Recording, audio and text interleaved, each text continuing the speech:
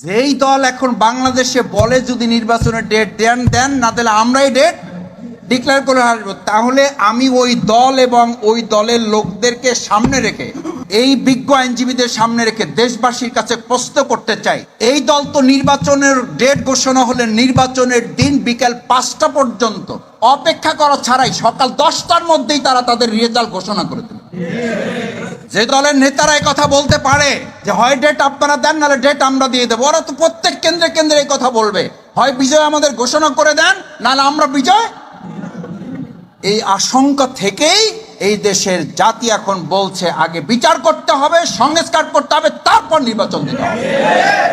না হলে এই যে হুমকি, যেই থ্রেট আপনারা দিচ্ছেন, এগুলো তো আওয়ামী লীগের আমলেও তো আমরা এরকম কথা শুনি। আওয়ামী লীগের ফ্যাসিস্টরাও এরকম কথা বলে নাই, ওরা তো অন্তত সংবিধানের কথা বলছে, দোহাই দিছে, কোর্টের দোহাই দিছে, কিন্তু এত বাজে কথা মানুষকে বলে বিব্রত করে না। আপনারা বলেন বিব্রত তো জনগণ, আপনারা বলেন আপনারা হতাশ তো জনগণ। জনগণকে আমরা হতাশ করছি।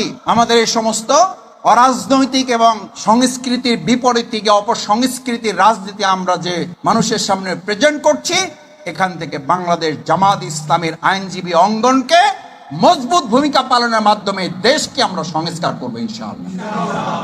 সেই সংস্কারের প্রথম ধাপই হচ্ছে নিজেদেরকেও গড়ে তুলতে হবে। আমরা এক সময় আমরা বলি না যে আমরা প্রয়োজন আবার রক্ত দেবো, আমি এখন উল্টা কথা বলি, হ্যাঁ আল্লাহর দিনের জন্য যদি প্রয়োজন হয় আমরা রক্ত দেব, কিন্তু একটা দেশের রাজনৈতিক অবস্থা পরিবর্তনের জন্য, স্বৈরাচার পরিবর্তন করার জন্য, ফ্যাসিস্ট মোকাবেলা করার জন্য আর রক্ত দেব না।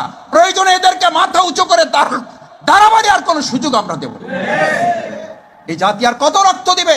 এদেশের তরুণ ছাত্র সমাজ, যুবক, মহিলা, বোন, আমাদের কলিজার টুকরা সন্তান, নিষ্পাপ সেই সমস্ত নবজাতক গুলোকে পর্যন্ত গুলি করে হত্যা করা হয়। সেই জাতিকে, সেই দেশকে আর কতবার রক্ত দিতে হবে? কেন রক্ত দিতে হবে? আর যারা রক্ত দেব বলে, তারা অন্যের ঘাড়ে বন্দুক রাখে, নিজেরা আরাম আয়েশে এসি দেশ বিদেশের মধ্যে অবস্থান করে সুযোগ বুঝে জনগণের সুবিধা অর্জন করা ছাড়া তাদের কোনো লক্ষ্য নির্ধারণ করা থাকে না। ভাইয়েরা, এই জন্য আজকের ওয়ার্কশপ আমরা বলছি, এই ওয়ার্কশপের মূল লক্ষ্য হচ্ছে আমরা দেশ পরিবর্তন করতে চাই, জাতি পরিবর্তন করতে চাই, কিন্তু তার আগে আমরা আমাদের পরিবর্তন। বাংলাদেশ জামাত ইসলামী এটার প্রতি কনসেন্ট্রেট। আপনি আপনাকে পরিবর্তন না করলে আপনি দেশ এবং জাতির কি পরিবর্তন? আপনাকে পরিবর্তন করতে হবেই। আমরা আমাদের পরিবর্তন করবো এবং এই দেশ জাতি আমরা পরিবর্তন করবো। দেখি ইনশাল্লাহ পারবেন? এটা পারবেন? এই দেশের প্রয়োজনে পারবেন? নিজের জান্নাতের প্রয়োজনে পারবেন?